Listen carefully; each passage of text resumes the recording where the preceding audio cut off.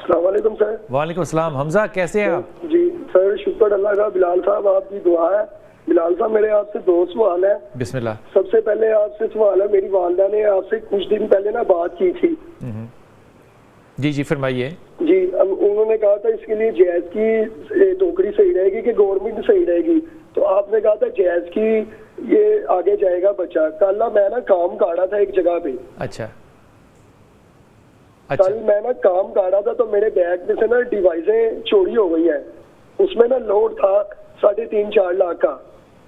اچھا جیز کی ڈیوائسوں میں میرا اپنا کام ہی ہے. میں نے تھوڑے دن پہلے نا 4-5 ماہ پہلے کمیٹیوں سے میں نے یہ اپنے نام سے ڈیوائسیں کڑوائی تھی. تو سر یہ نا میری چوری ہو گئی ہے. میرے جو مینیجر ہیں وہ بہت اچھے ہیں, لیکن جو ان کے ہیڈ آفس والے ہیں نا وہ کہہ رہے ہیں آپ نا یہ 4 لاکھ روپیہ نا پے کریں. 8 لاکھ بھرنا تھا, انہوں نے کہا 4 لاکھ پے کریں آپ ورنہ آپ FIA ہو جائے گی. میرے مینیجر بہت اچھے ہیں, وہ کہہ رہے ہیں آہستہ آہستہ آپ کے یہ بھی پیسے ہم لیول کروا دیں گے. میں اس لیے آج سے بڑا پریشان ہوں. نہیں تو مجھے یہ بتاؤ کہ اگر تم اپنے سامان کی حفاظت نہیں کر سکتے تو نوکری کرنے کی ضرورت کیا ہے, مجھے یہ بتاؤ ذرا. سر میں 8 سال سے کہہ رہا ہوں, مسٹیک ہو گئی سر میرے سے, پتہ نہیں چلا مجھے. نہیں وہ چوری اسی لیے ہوا نا کیونکہ تمہیں پتہ نہیں چلا. جی تو بیٹا نوکری کے اندر غیر ذمہ داری تو کوئی جگہ نہیں ہوتی نا. اس لیے اب تمہیں سمجھ میں آتی ہے بات کہ میں نے تمہیں کیوں روکا تھا والدہ کو کہ کوئی سنجیدہ قسم کی جاب کی طرف نہ جاؤ. یہ مزاج لے کے تو آپ گھر میں سودا نہیں لا سکتے یار. ٹھیک صحیح کہہ رہے ہیں, ٹھیک ہے. تو اس کا اگر خمیازہ بھگتنا ہے تو بالکل بھگتو, اس میں تیار رہو. ٹھیک ہو گیا سر. یہ میں دوں ان کو پیسے انشاءاللہ بھی اچھے کی امید ہوگی. اچھے کی امید بالکل ہوگی, کیوں نہیں ہوگی, لیکن تم اپنا مزاج بھی تو بدلو نا حمزہ یار, خدا کا نام ہے. سر ٹھیک ہے, میں نے آپ سے یہی پوچھنا تھا. میں نے کہا یہ میں پیسے مجھے کیونکہ نقصان ہوا دینے پڑیں گے مجھے, میں یہی پوچھ رہا ہوں آپ سے. انسان ایک تجربے سے سیکھتا ہے, دوسرے تجربے سے نہیں. وہ ایک دفعہ ایک بل سے ڈسا جاتا ہے مومن, دوسری دفعہ نہیں. اب یہ غلطی رپیٹ نہ کرنا. اب ایک کام کرو, ایک تو سورہ اخلاص پڑھتے رہو اور کم از کم 1000 دفعہ تم نے تسبیح پڑھنی ہے اِنَّ لِلَّهِ وَإِنَّا إِلَيْهِ راجعون کی. ٹھیک ہو گیا. ٹھیک ہے, اس کے بعد اِنَّ لِلَّهِ چھوڑ دینا پڑھنا, پھر تم نے صرف سورہ اخلاص جو ہے یہ پڑھتے رہنا ہے اور ہمیشہ پڑھتے رہنا ہے انشاءاللہ. ٹھیک ہے سر. سر ٹھیک ہے. اوکے شکریہ. سلامت رہو, سلامت رہو, سلامت رہو. یہ جو انداز جس کا میں ذکر کر رہا ہوں, یہ آج آپ نہ ممبر پہ دیکھتے ہیں, نہ سوشل میڈیا پہ دیکھتے ہیں, نہ میڈیا پہ دیکھتے ہیں.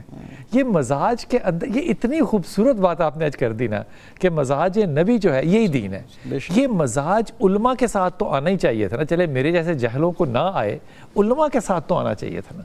سب سے پہلے میں جب علماء کو بھی اور باقی لوگ جو دین کے حوالے سے یا عمومی زندگی کے حوالے سے کلمہ گو ہمارے بہن بھائی کسی بات کا پرچار کرتے ہوئے, تبلیغ کرتے ہوئے مجھے نظر آتے ہیں اور ان کے لب و لہجے کے اندر ایک خاص طرح کی رونت نظر آتی ہے, ایک ڈانٹ نظر آتی ہے, طنز نظر آتا ہے, دوسرے کو نیچا دکھانے کا ایک جو ہے وہ ایک جذبہ نظر آتا ہے. اپنا آپ صرف جنتی نظر آتا ہے. ہاں, اپنے علاوہ باقی سارے ناقص مسلمان نظر آتے ہیں. میں کسی بزرگ کے پاس کوئی شخص گیا نا, اس نے کہا کہ جی میرے دل سے بدگمانی نہیں جاتی, میں کیا کروں. ان کا بس ایک چھوٹا سا کام کر لو, اور وہ کام یہ ہے کہ اپنے علاوہ بھی باقی دنیا میں کچھ لوگوں کو, ساروں کو نہ صحیح لیکن کچھ لوگوں کو اپنے جیسا مسلمان سمجھنا شروع کر دو.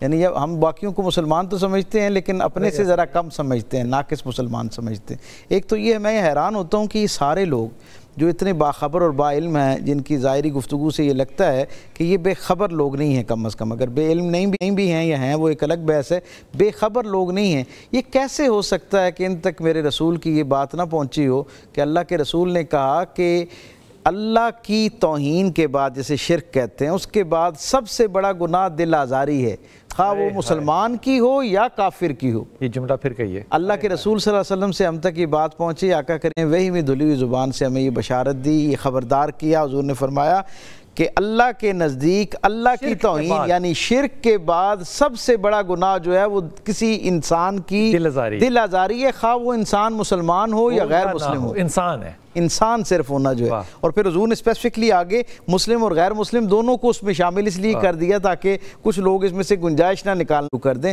تو میں بعض دفعہ واقعتاً شاہ صاحب ڈر جاتا ہوں کہ ایک محراب و ممبر سے جڑا ہوا آدمی جو یہ کہتا ہے کہ میں وہ کام کر رہا ہوں جو اللہ کے رسول کی سب سے نمایاں ترین سنت ہے. رسول رحمت کی پوری زندگی ہمارے لیے سنت کی شکل میں محفوظ ہے, لیکن حضور کی زندگی کا سب سے جو نمایاں حوالہ ہے, حضور کی زندگی کی جو مشغولات ہیں، معاملات ہیں، کام ہیں، ذمہ داریاں ہیں، ان میں سب سے نمایاں ترین کام تبلیغ کا ہے. بے شک. تو حضور کی سب سے نمایاں ترین سنت کو اختیار کرتے ہوئے حضور کی طرف سے آنے والی وہ جو سب سے بڑی احتیاط تھی، خبرداری تھی، میں اس سے کیسے بے خبر رہ سکتا ہوں یا بے احتیاط ہو سکتا ہوں؟ اس کی ایک وجہ تو ڈاکٹر صاحب یہ بھی ہو سکتی ہے کہ ہم نے ظاہری لباس پہ اور شکل و شبہات پہ اتنا زیادہ ایمفسس کیا ہے، میں غلط نہیں کہہ رہا اس کو، ایمفسس کیا ہے کہ وہ جو اندرونی تبدیلی تھی اس کے اوپر توجہ گئی نہیں.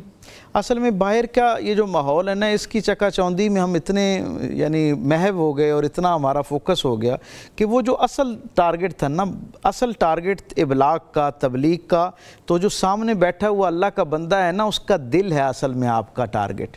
آپ دیکھیں نا، اللہ والے جب گفتگو کیا کرتے تھے، جب اللہ کی طرف بلایا کرتے تھے، بندے پہ محنت کرنا شروع کرتے تو وہ اس کی وضع قطع سے مطمئن نہیں ہوا کرتے تھے، اس کی نشست برخاست، اس کے ظاہر سے مطمئن نہیں ہوا کرتے تھے. ان کا ٹارگٹ اس کے دل کی طرف ہوتا تھا. وہ اس بندے سے اس وقت مطمئن ہوتے تھے جب دیکھتے کہ اس کے دل کا دروازہ اس کے رب کی طرف کھل گیا ہے. کیا بات. اور یہ ان خوش نصیب لوگوں میں شامل ہو گیا ہے جنہوں نے اپنی شہرک کے پاس آنے والے اپنے اس رب کو اپنے گھر تک یعنی اپنے دل تک لانے کا اہتمام کر لی ہے. جس کا وہ راستہ، وہ شہرک سے دل تک اللہ کو لے کے آنے کا جو راستہ ہے، وہ جو عمل ہے، اس پہ جو آدمی پختہ ہو جاتا، پھر اسے وہ آزاد کر دیتے. اس کے بارے میں پھر وہ اس انداز میں فکر مند نہیں رہتے کہ اب اس کے جبہ و دستار کی جو شکنیں ہیں وہ کس انداز کی ہیں، وہ ان کو ہم شرعی کہیں گے یا غیر شرعی کہیں گے. یعنی جو باطن ہے، بنیادی طور پہ جب باطن پہ محنت ہونا شروع ہو جاتی ہے تو خود بخود ظاہر جو ہے وہ ٹھیک ہونا شروع ہو جاتا ہے. کیا بات ہے، کیا بات ہے.